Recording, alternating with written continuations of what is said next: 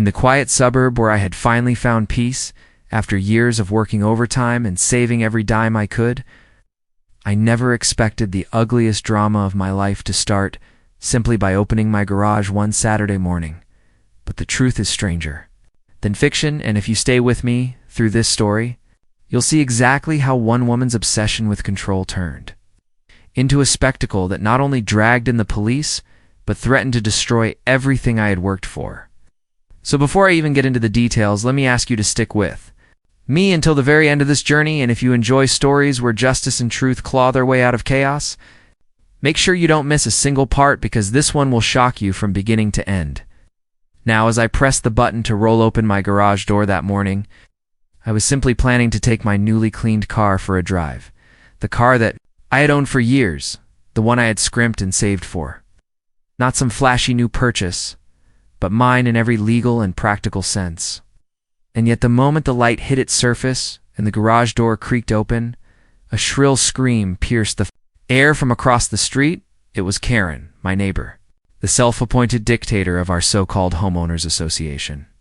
Her face red, her finger trembling as she pointed toward me in my vehicle like she had just uncovered a crime scene. Before I could even process what she was yelling about, she shrieked loud enough for everyone in earshot to hear that I had seized her car, that the car she had just bought was sitting in my garage, and then, as if this absurd claim wasn't enough, she fumbled for her phone and shouted that she was calling 911, accusing me of theft in the most theatrical, baseless way possible.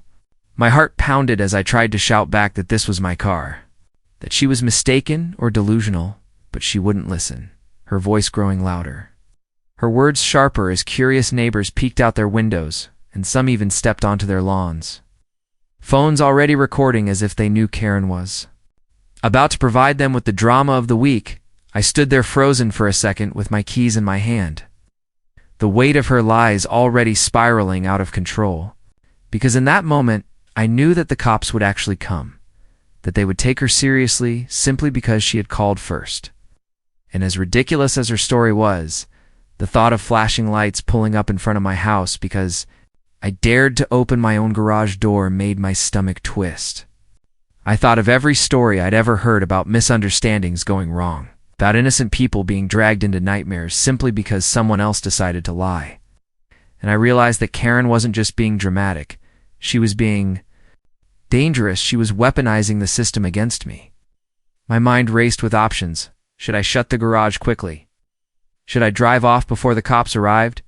Or should I stand my ground and prepare to prove her wrong? But before I could even decide, Karen was screaming into her phone, giving my address, pointing at me as if she was handing over a criminal to the authorities. My other neighbors looked uneasy. Some of them knew me, knew I wasn't the kind of person to steal anything, much less a car, but Karen had power in this neighborhood. She was the loudest, the one who bullied people into silence. And it was clear from their hesitant looks that most of them were afraid to challenge her, afraid to get dragged into her storm.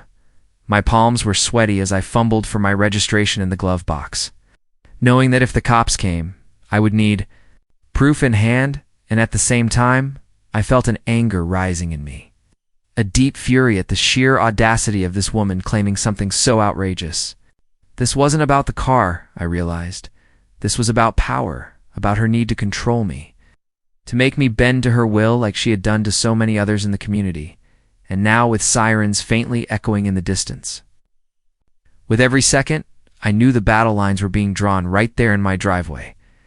A war that started with nothing more than a garage door, but would soon unravel into something far bigger. Something that would test not only my patience, but my very freedom. The sound of sirens grew louder until flashing red and blue lights spilled across my driveway, bouncing off the car that Karen swore was hers.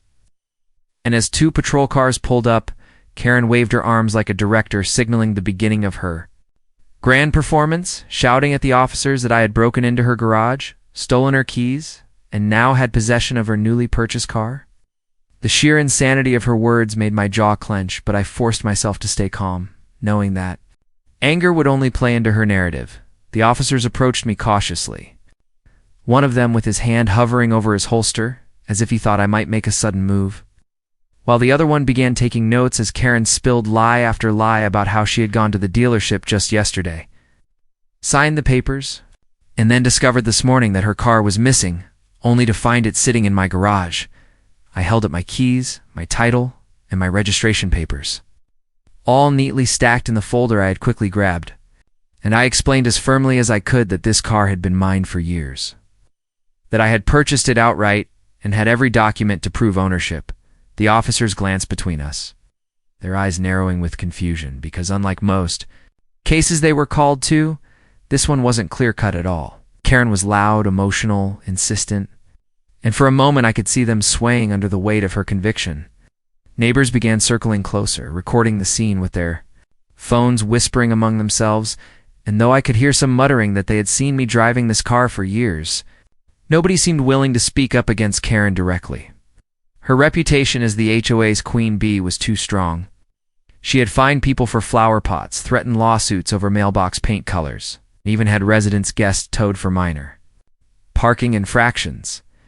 Now, she had found a bigger battlefield and was determined to win.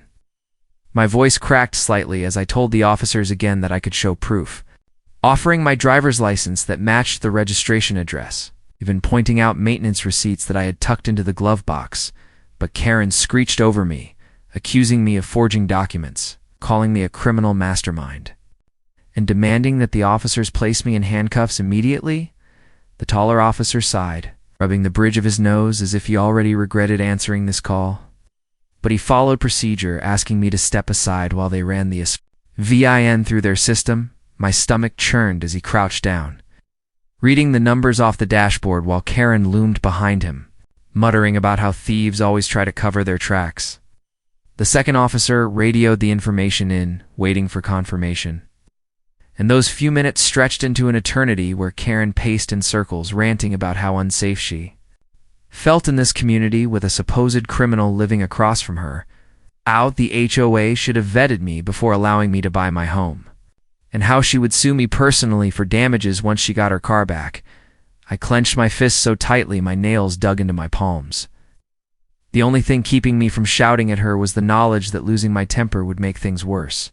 Finally, the radio crackled, and the officer listened carefully, his brow relaxing as dispatch confirmed that the VIN matched my name, my insurance, my registration, every detail tying the car to me beyond dispute.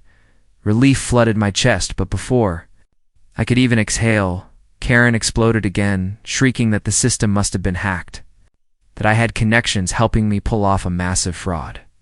Her face blotchy red, her hair disheveled as she pointed at the officers, demanding that they arrest me anyway, but this time they didn't buy it. The taller officer held up his hand and told her to calm down, that the evidence was clear and the vehicle belonged to me, not her, and that false reporting to the police was a serious offense. Karen gasped, as though she had been struck, her eyes wide and her lips trembling. And then she turned on me, her voice dropping to a venomous hiss, promising that this wasn't over, that she would make sure the HOA came down on me harder than the law ever could. I stared back at her, my relief tempered by the chilling realization that she meant every word, that while the police might have shut down her lie today, Karen wasn't someone who let go. She was someone who dug her claws deeper the moment she was cornered. And as the officers reluctantly left, warning her that another stunt like this could lead to charges, I knew I hadn't won anything at all. I had only lit the fuse on a far bigger war that was about to consume my life and my home. Because Karen wasn't finished, she was just getting started. The following days were some of the most tense I had ever lived through. Because although the police had walked away satisfied that the car was mine and not hers, Karen's threat echoed in my mind like a storm rumbling on the horizon, and sure enough, she wasted no time mobilizing her power within the HOA. I began receiving emails and letters stuffed into my mailbox, all stamped with the association's letterhead, each one citing some ridiculous violation that supposedly put me in breach of community rules. The first claimed that my garage door had been open too long and was a safety hazard. The second insisted my car was parked at an improper angle in my own driveway. And the third accused me of maintaining non-conforming shrubbery along the side of my lawn. Each letter came with threats of fines and warnings that continued non-compliance could result in legal action or even foreclosure. It was clear Karen was pulling the strings, using her position on the HOA board to turn her personal grudge into official harassment. My neighbors, the same ones who had watched the fiasco play out in my driveway, now avoided eye contact with me when I passed them. On the sidewalk, their silence speaking louder than any words. They didn't want to be her next target. I tried to brush it off at first, thinking that if I ignored her petty games, she would eventually lose interest. Ignoring her was like pouring gasoline on fire. Within a week, an HOA inspection. Team appeared at my door, clipboards in hand, walking around my property as though they were looking for buried treasure. Except the treasure was any excuse to penalize me. They took pictures of my fence, my mailbox, even the gutters on my roof. And while they claimed it was routine, I caught Karen herself lingering just down the sidewalk, pretending to walk her dog while smirking every time one of the inspectors jotted something down. By that evening, I received another notice citing me for peeling paint on the trim, a laughable accusation since I had repainted the trim just 6 months prior. I could see the pattern. Clearly Karen had lost the car battle with the police. But now, she was reshaping the war into one fought with paperwork, fines, and stress. She wanted to bury me in bureaucracy until I either bent to her will or broke. Under the pressure, I spent late nights poring over the HOA bylaws, combing through every section with a highlighter, determined to arm myself with knowledge, because if I was going to survive Karen's campaign, I needed to be smarter and more prepared than she was. I discovered contradictions in their enforcement, policies, loopholes that she had been exploiting for years, in vague language that allowed her to interpret rules however she wanted. But the more I read, the clearer it became that she didn't care about rules. She cared about control. One evening, as I sat on my porch, exhausted from yet another letter stuffed into my door, Karen strutted by with her ever-present smirk, pausing just long enough to say that the HOA board would be reviewing my case soon and that I should start preparing my checkbook because it was going to cost me. I clenched my jaw but stayed silent, knowing she was baiting me, trying to get me to lash out so she could spin another story. But inside I was boiling. My home was supposed to be my refuge, my garage, my safe place. And instead it had turned into a battlefield where every day was another ambush. Then came the HOA meeting, the one Karen had clearly orchestrated to corner me publicly. I walked into the community hall and felt every pair of eyes turned toward me. Half of them suspicious, the other half pitying, but silent. Karen sat at the center of the table like a queen on her throne. The other board members flanking her like loyal guards. She wasted no time listing my so-called violations, her voice sharp and confident as she painted me as a reckless homeowner who disrespected the community. I stood when it was my turn to speak, my hands trembling but my voice steady as I presented my documents. Pictures of my freshly painted trim, my properly parked car, my neatly trimmed shrubs, each piece of evidence dismantling her claims, one by one. Some of the board members shifted uncomfortably, clearly realizing Karen had overreached, but she doubled down, interrupting me, accusing me of fabricating evidence, and even suggesting I had bribed contractors to falsify receipts. Her desperation was palpable, but her volume made it effective, because when someone screams long enough, even lies start to sound convincing. I left that meeting shaken, not because I had lost. It was clear to me I had defended myself well, but because I saw how far she was willing to go. She wasn't content with trying to take my car or fine me into submission. She wanted to crush me entirely, and as I walked back to my home under the watchful eyes of my neighbors, I realized this war was no longer just about me versus Karen. It was about principle, about standing up against someone who thought fear and manipulation could control an entire community. And I swore then and there that I wasn't going to let her win, no matter how exhausting the battle became. After that chaotic HOA meeting, I realized Karen would not stop until she found a way to make me either leave the neighborhood or break down under her constant barrage of lies. And true enough, the harassment escalated in ways I could not have predicted. The next morning, I woke up to find a bright orange sticker slapped onto my mailbox that read "Violation pending fine." And when I peeled it off, I saw that it claimed I had painted my mailbox the wrong shade of black. Something so absurd it was laughable because the HOA had only ever listed one acceptable color and mine was exactly that shade. But the laughter quickly died in my throat because I knew this was not about rules anymore. It was about Karen using her influence to make every part of my daily life miserable, and her claws were spreading further because soon after I started receiving mysterious letters from community members demanding that I apologize for stealing Karen's vehicle, even though the police had already cleared me of everything. One even threatened to start a petition to have me removed from the neighborhood. The signatures scribbled on the bottom suspiciously familiar in handwriting, as though Karen herself had written them. I was furious but also cautious because the one thing I knew I couldn't afford was to let my anger get the best of me. She wanted me to explode. She wanted me to shout at her in public or threaten her so she could twist it all into another police report. So I had to play smarter. I started documenting everything, keeping every letter, every notice, every absurd accusation carefully filed in binders with dates, times, and photographs. And as weeks dragged on, the weight of her war campaign was exhausting me, but also hardening me, turning my frustration into determination. Then, one evening, as I was pulling into my driveway, I noticed flashing lights again, another patrol car idling at the curb, and my stomach dropped because I knew Karen had done it again.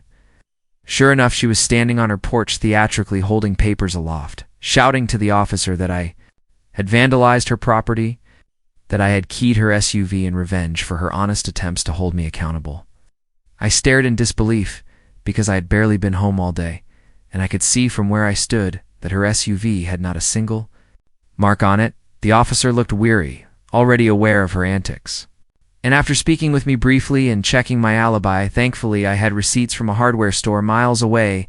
At the time she claimed the vandalism happened, he shook his head and left, warning her that making false reports could land her in trouble, but Karen just smirked, her eyes glinting with malicious glee, as though she enjoyed watching me have to defend myself over and over. As though the stress itself was her real goal, it was that night, lying awake, staring at the ceiling, that I decided I couldn't just play defense anymore if I kept waiting for her next move. I would eventually slip, I would make a mistake, and she would use it to destroy me, so I began researching deeper. Pulling up county property records, reviewing HOA financial statements that were supposed to be transparent to members, but which most people never bothered to check. What I found shocked me irregularities in spending, vague administrative costs that swallowed huge portions of HOA dues, contracts awarded to companies suspiciously linked to Karen's relatives. It was clear she was not only abusing her power against me, but using her position to funnel money where it didn't belong. My discovery lit a fire in me because I finally saw her vulnerability.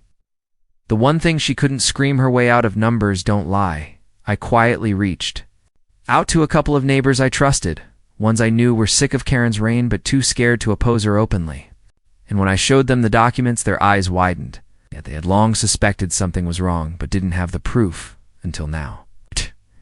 With their support, I began building a case, not in the courtroom, but in the very arena Karen controlled, the HOA itself.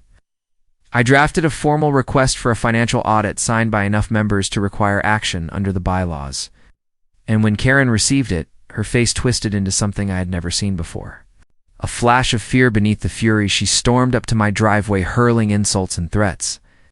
But this time I didn't flinch. I held up my phone, recording every word as she screamed that I would regret crossing her, that she would make my life a living hell, and I calmly told her that everything she was saying was being saved, that every action she took was only building a record that would be her undoing.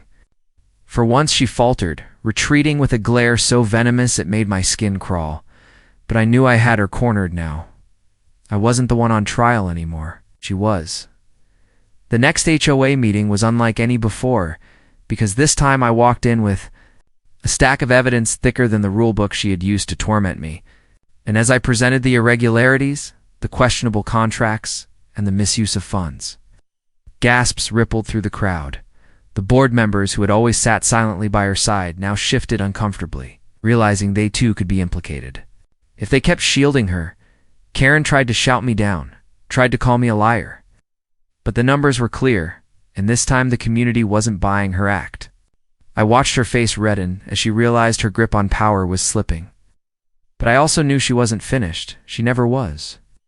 And when the meeting ended in chaos with a motion passed to investigate her spending, she stormed out without a word. Her silence more ominous than her screaming ever had been. Because silence from Karen meant plotting. And I knew whatever came next would make everything I had endured so far look like a warm-up. After that explosive HOA meeting, I could feel the atmosphere in the neighborhood shift, like the moment before a storm breaks.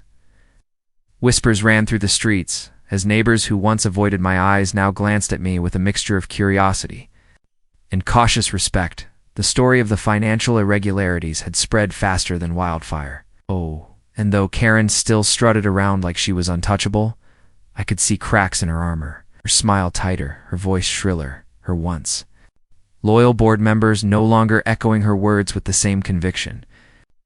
But if I had learned anything by now, it was that Karen thrived when cornered, and I braced myself for the inevitable counterattack. It came sooner than I expected. 2 mornings later when I stepped outside to grab my mail and found a bright yellow citation taped to my front door, claiming that I owed thousands in unpaid HOA dues. An outright fabrication because I had never missed a payment and had bank statements to prove it. She was trying to bankrupt me on paper. To bleed me with legal threats until I gave up? I laughed bitterly at the audacity of it but kept the letter, photographing it for my growing archive. Sure enough, by the end of the week, a lawyer's letter arrived, demanding payment within 10 days, or the HOA would initiate foreclosure proceedings. I sat at my kitchen table, staring at the words, my hands trembling with rage and disbelief. Because this was no longer just harassment. This was war with financial bullets aimed straight at my home. But instead of panicking, I picked up the phone and called an attorney of my own, a sharp real estate lawyer recommended by one of the few neighbors brave enough to quietly support me. When I laid out the documents, the letters, the false fines, and the audit evidence, the lawyer's eyes narrowed with something between shock and excitement. "She's overplayed her hand," he said. "This is more than harassment. This is fraud and abuse of power, and if we push back the right way, she could be the one facing charges." The relief I felt in that moment was indescribable because for the first time since this nightmare began, I wasn't alone. Who knew the law and wasn't afraid of Karen?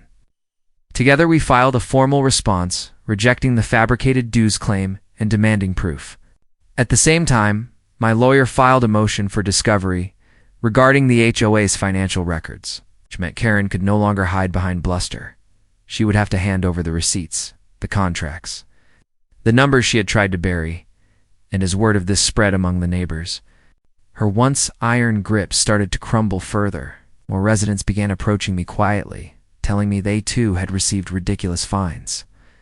Unexplained fees or threats from Karen over the years. One man confessed she had fined him $500 for leaving his trash can out an hour too long.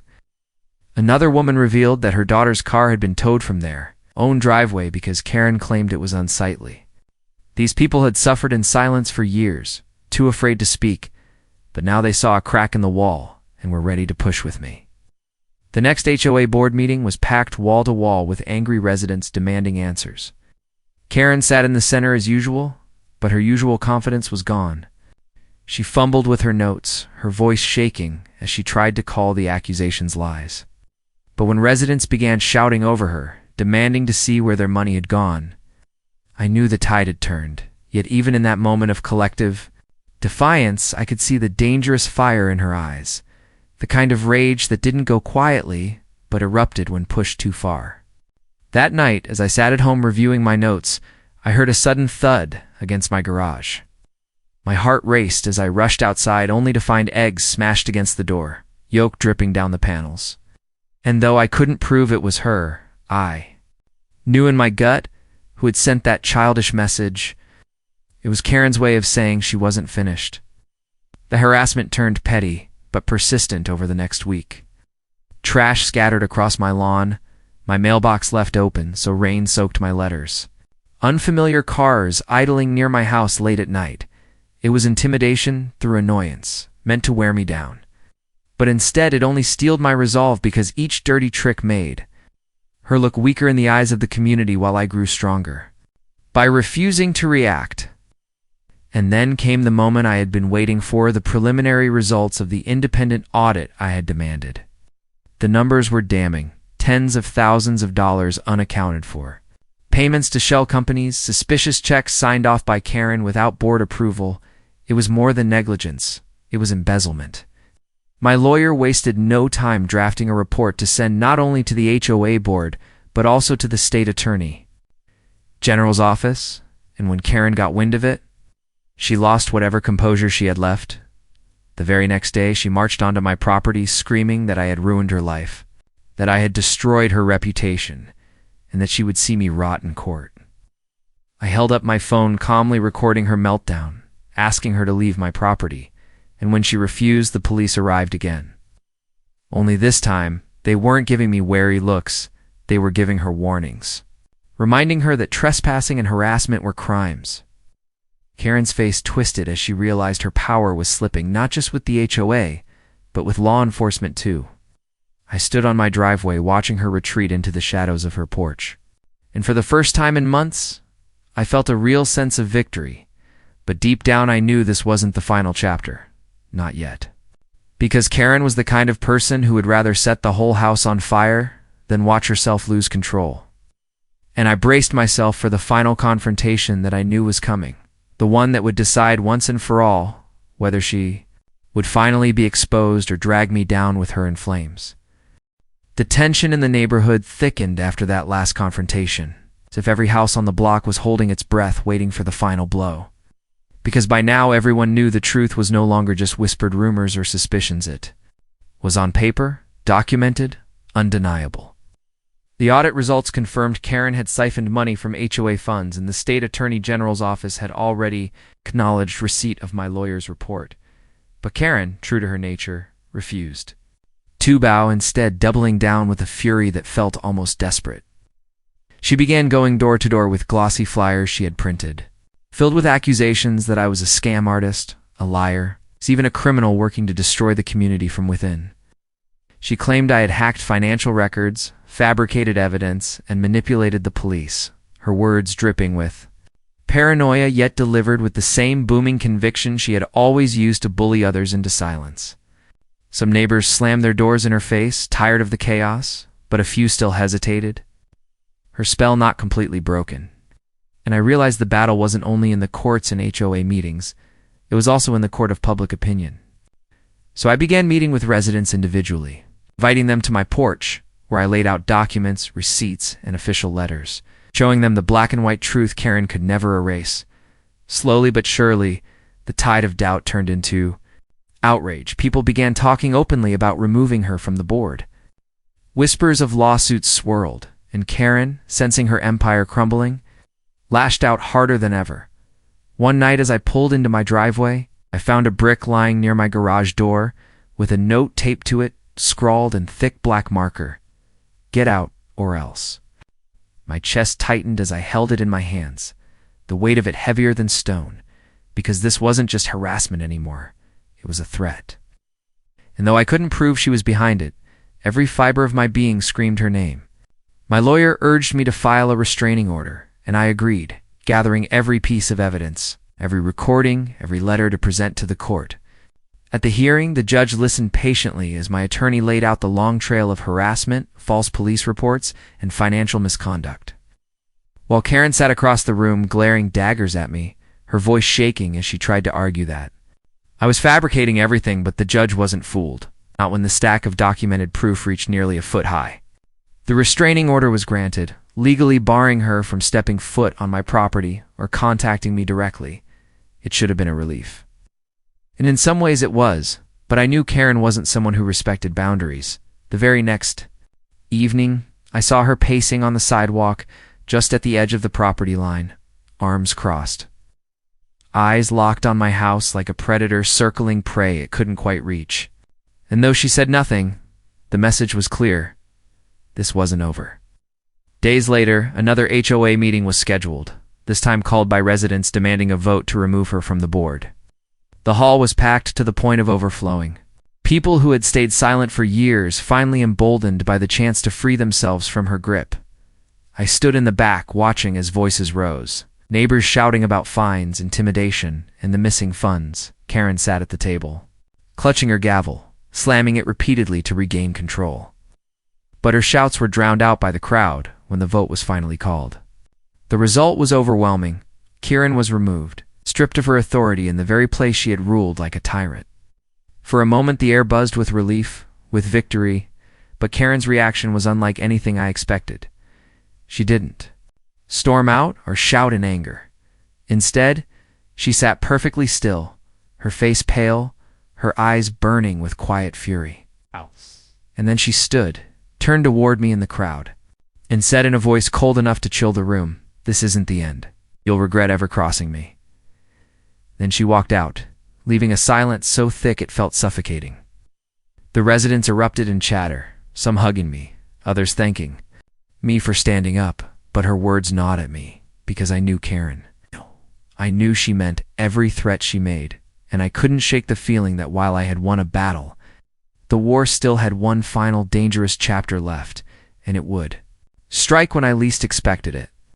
The night after Karen was officially removed from the HOA board, I thought, maybe foolishly, that peace might finally settle over the neighborhood, that the months of endless harassment, lies, and stress were finally over, but I should have known better, because people like Karen don't just vanish quietly when power is taken away. They cling to it with every claw they have left. And true enough, as the days turned into weeks, little things began to happen that reminded me her shadow was still very much present. I would find tire tracks across my lawn, even though I hadn't driven there.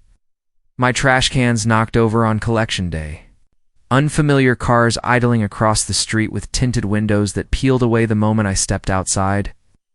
And though I could never prove it was her, I could feel her presence in every strange act, like she was orchestrating small reminders that she was still watching, still seething. The real breaking point came late one evening when I was in my garage finishing some work on the car that had started this entire war. The hum of a drill filling the air until suddenly I heard a loud crash outside. I rushed out to see Karen standing at the end of my driveway, screaming into her phone again, claiming I had attacked her, that I had threatened her with tools. Her voice echoing through the night so loud the neighbors began spilling out onto their porches. My heart sank, because I knew what she was doing. Her final card. Another 911 call. Another attempt to have me dragged away in handcuffs.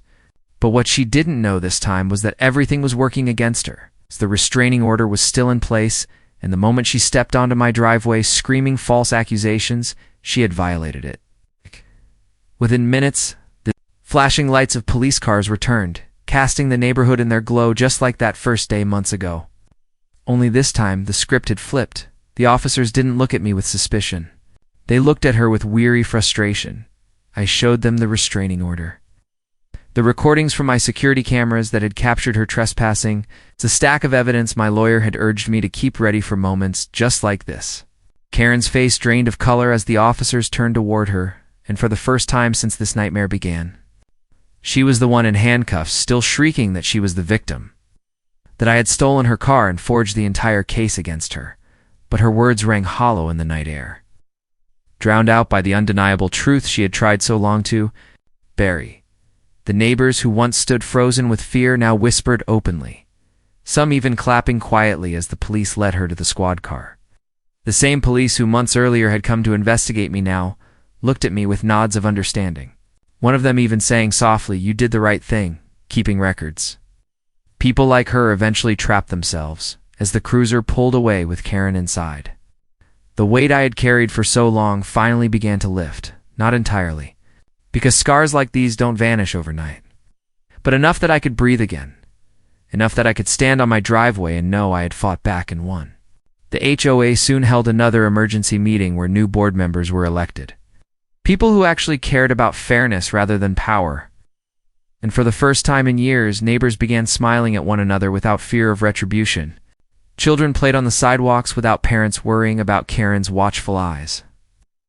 And the community slowly began to heal from the grip she had held for far too long. As for me, I stood in my garage one quiet evening, looking at my car, the one she had claimed as her own, and I thought about how something as simple as pressing a button on a garage, the door opener, had set off a chain of events that nearly destroyed me. But it also revealed the strength I never knew I had. I realized that standing up to Karen wasn't just about protecting myself. It was about standing up for everyone she had silenced. And though I knew she might try again when she got out, though people like her rarely learn, I also knew she would never again have the same unchecked power she once did. The system she weaponized had finally turned against her, and the community she tormented had finally seen her for what she truly was. And as I closed the garage door that night, the same sound that had sparked it all months before, I felt a sense of closure settle in, a reminder that no matter how relentless the enemy, truth has a way of winning in the end. And that sometimes the loudest voice in the neighborhood isn't the one that deserves to be heard. It's the one that finally says, enough is enough. And if you've stayed with me through this entire story, then you know just how far one person's obsession with control can go, but you also know how important it is to stand your ground, to fight back even when it feels impossible. Because the moment you let someone like Karen dictate your life is the moment you lose it. So if you believe in standing up to bullies, in exposing lies, and in seeing justice finally prevail, make sure you hit subscribe to the Sham Stories YouTube channel, because there are more battles, more truths, and more victories ahead that you won't want to miss.